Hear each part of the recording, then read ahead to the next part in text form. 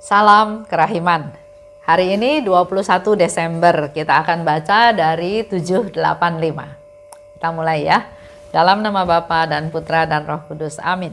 785. 29 November 1936. Bunda Allah telah mengajar aku bagaimana mempersiapkan diri untuk pesta Natal. Hari ini aku melihat dia tanpa bayi Yesus. Ia berkata kepadaku, "Putriku, upayakanlah sungguh-sungguh keheningan dan kerendahan hati, supaya Yesus yang terus-menerus tinggal di dalam hatimu dapat beristirahat. Sembahlah dia di dalam hatimu, jangan meninggalkan hidup batinmu. Putriku, aku akan memperoleh bagimu rahmat kehidupan batin yang sedemikian besar, sehingga tanpa pernah meninggalkan kehidupan batin, engkau mampu melaksanakan semua tugas lahiriahmu dengan perhatian yang bahkan lebih besar. Tinggallah bersama dia terus-menerus dalam ruang hatimu sendiri. Ia akan menjadi kekuatanmu. Berkomunikasilah dengan ciptaan-ciptaan hanya sejauh perlu dan sejauh dituntut oleh tugas-tugasmu. Engkau adalah tempat tinggal yang menyenangkan bagi Allah yang hidup. Dalam dirimu, ia terus-menerus tinggal dengan penuh kasih dan sukacita.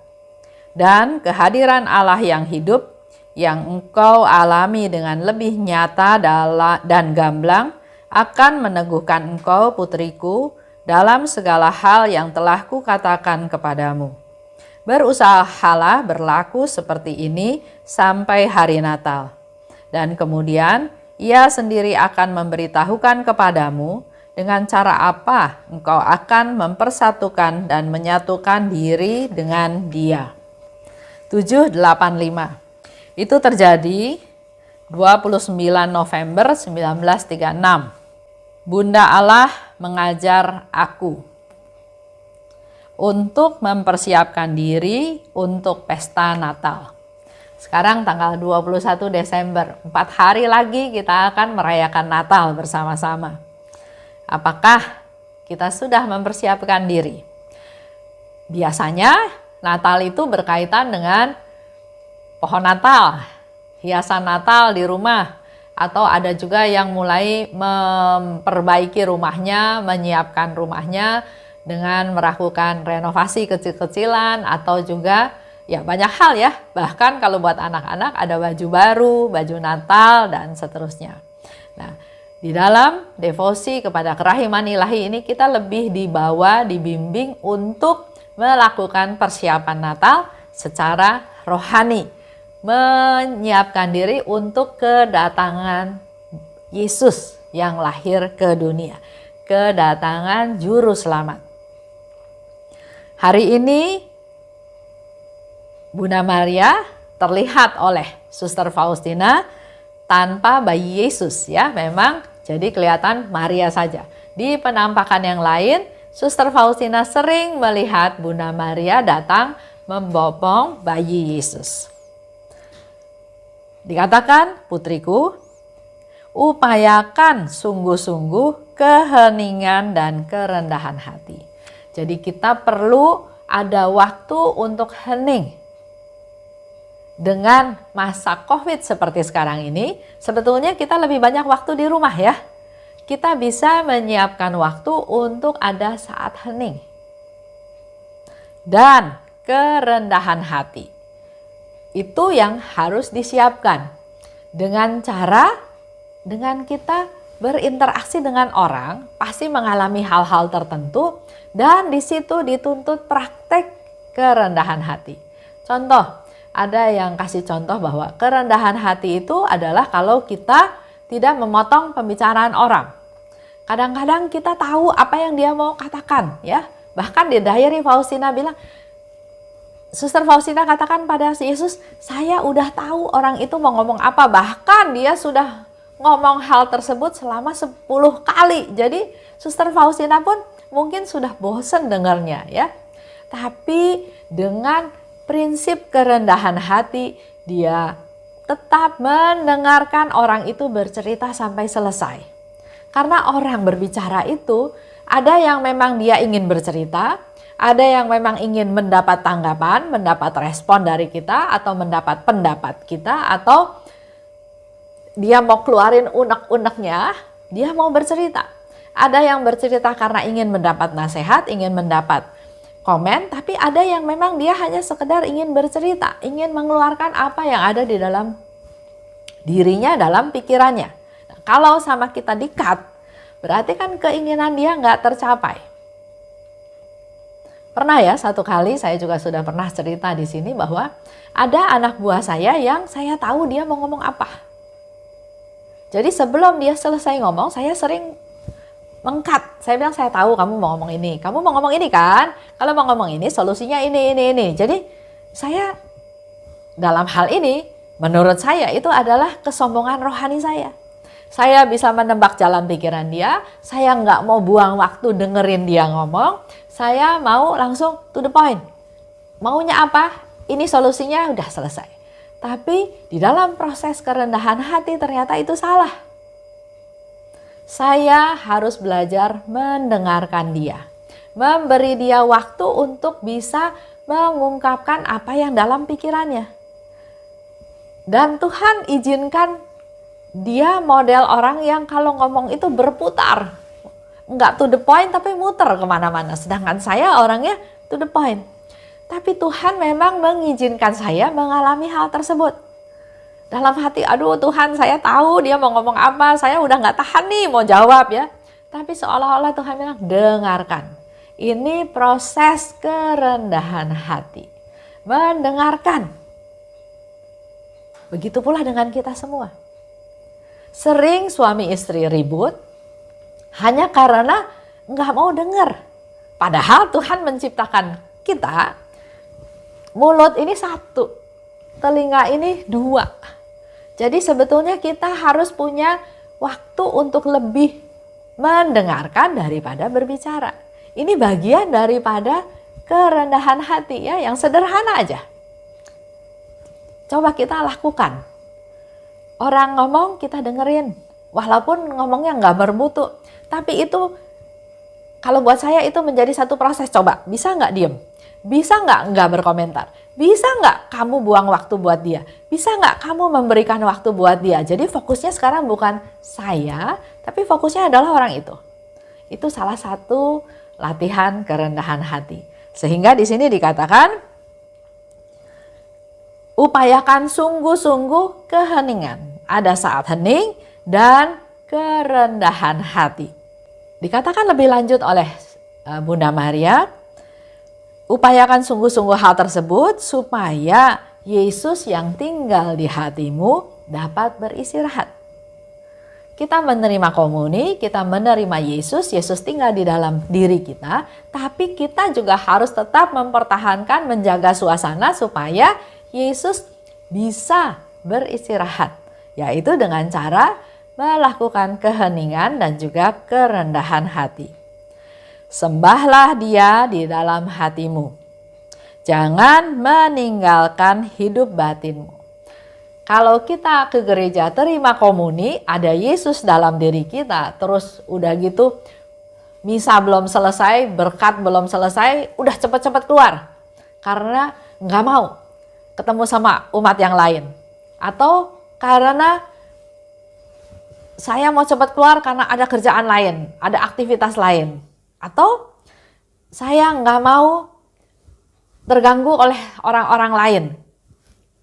Itu masih saya ya fokusnya. Yang kedua, ada lagi contoh. Setelah komuni, mereka nggak duduk diam merenungkan, tapi berdoa di pieta. Oke lah ya, berdoa masih nggak apa-apa. Tapi setelah berdoa, mereka nggak balik lagi ke kursi, tapi dia pulang. Mempercepat liturgi tersebut, padahal liturgi itu belum selesai. Sehingga satu kali pernah romonya bilang, ayo duduk lagi semua ya. Nah itu kita perlu ketaatan, kita perlu memberikan waktu, perlu kesetiaan.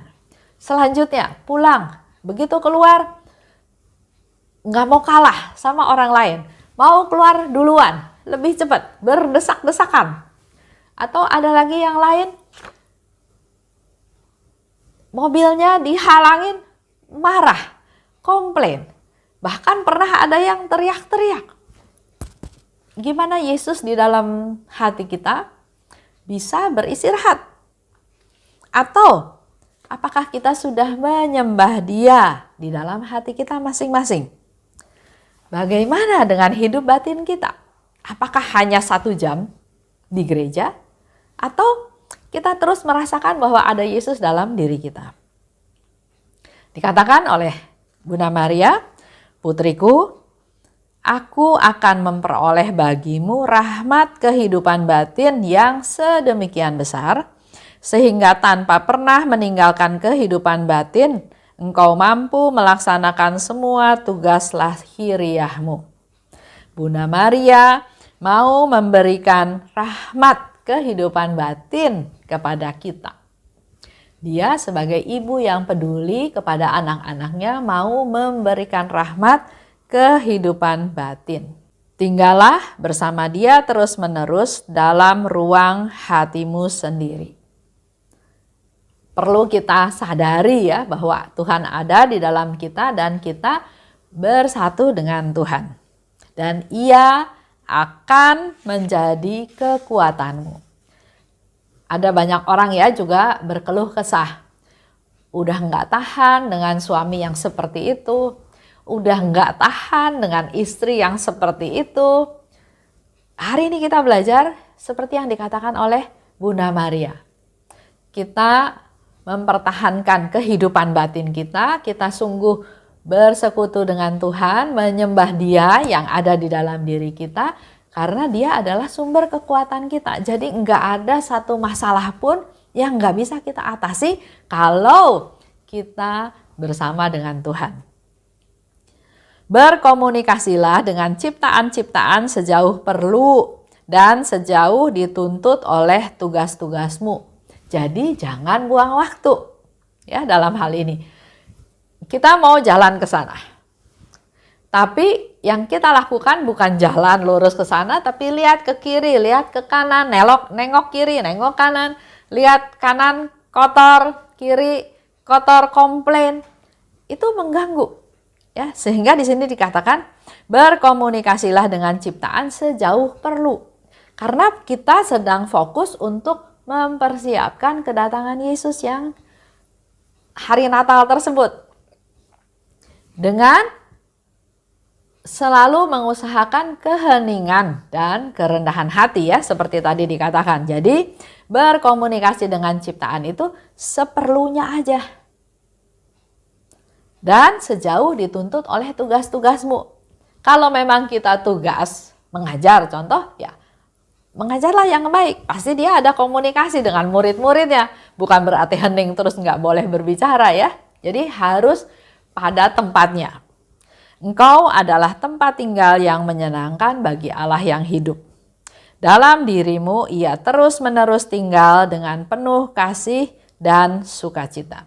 Karena kita tahu di dalam diri kita ada Tuhan, ada tamu istimewa, ada yang kita perlu perhatikan, maka Tuhan juga hidupnya nyaman dalam diri kita. Tapi kalau kita cuek, kita acuh tak acuh, kita anggap nggak ada Tuhan dalam diri kita, semaunya kita berdasarkan pikiran kita, berdasarkan keputusan kita, apa yang akan terjadi? Kita semua bisa tahu ya.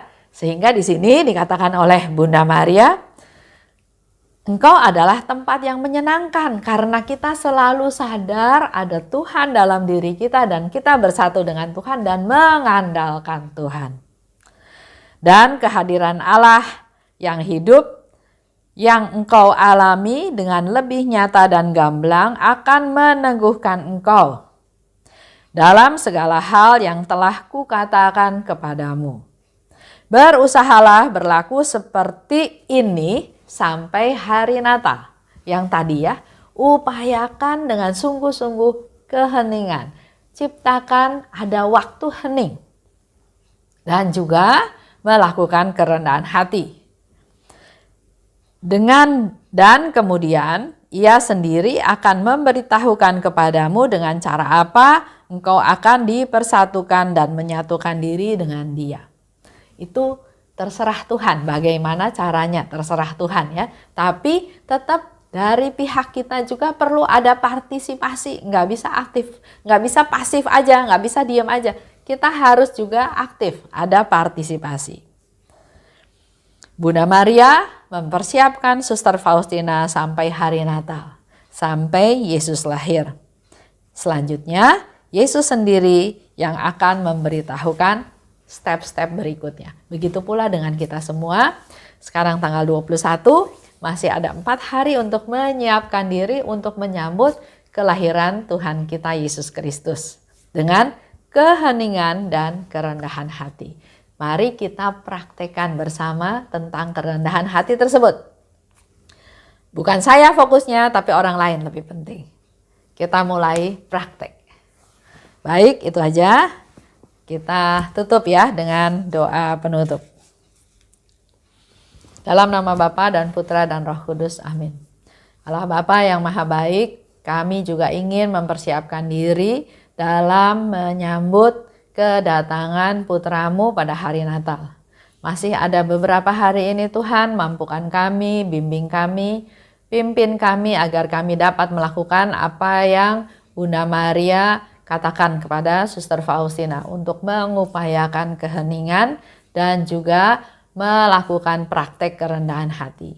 Agar Yesus yang ada dalam diri kami bisa beristirahat, senang tinggal dalam diri kami dan ajar kami juga untuk terus mengandalkan Tuhan. Bunda Maria, doakanlah kami anak-anak-Mu agar sehari lepas sehari persiapan kami menjadi semakin hari semakin baik untuk sungguh-sungguh bisa menyambut kedatangan Putramu, Tuhan kami Yesus Kristus. Terimalah salam kami ya Bunda. Salam Maria, penuh rahmat, Tuhan sertamu. Terpujilah engkau di antara wanita dan terpujilah buah tubuhmu Yesus. Santa Maria, Bunda Allah, doakanlah kami yang berdosa ini sekarang dan waktu kami mati. Amin. Dalam nama Bapa dan Putra dan Roh Kudus. Amin. Salam kerahiman.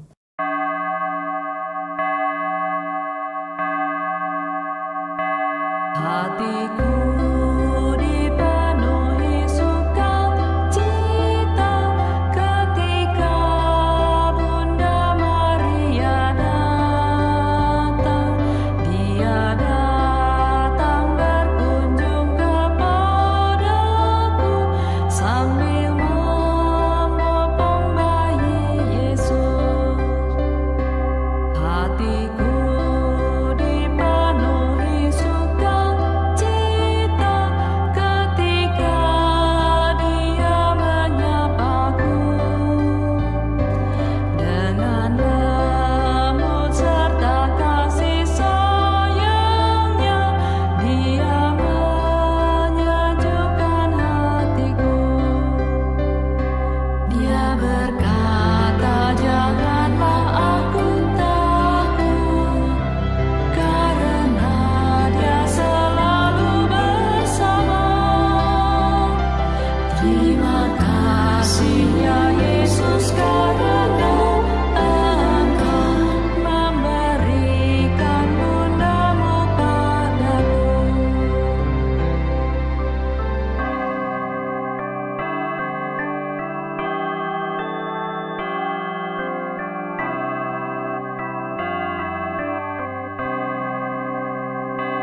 Hatiku dipenuhi sukacita